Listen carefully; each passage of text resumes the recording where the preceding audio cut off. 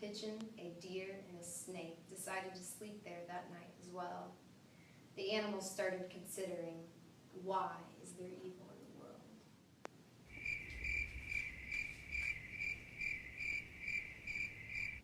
All evil in the world comes from hunger. When you have your fill of eating, sit down on a bough and caw, everything is good and merry, and you are glad. But if you go hungry for a day or two, everything becomes so revolting that you don't even want to look at God's world. And you yearn to go away somewhere, and you have no peace. And you catch sight of me and feel even queasier, and you jump into the fray without forethought.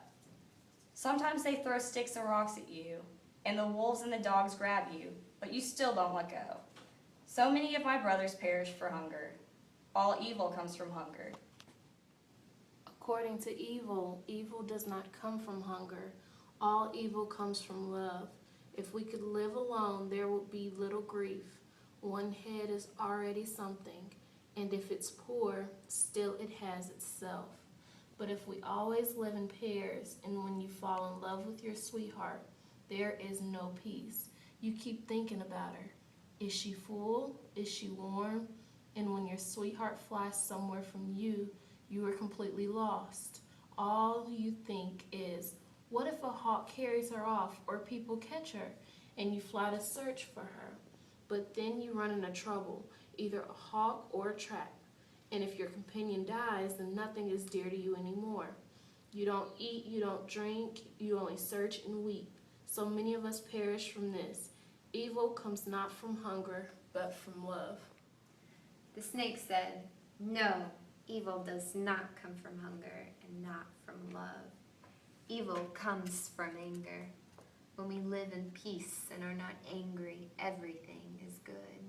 Only when something is not to your liking do you get angry, and then nothing is dear anymore. All you can think is how to take your anger out on someone. You forget yourself. You only hiss and crawl, seeking someone to bite.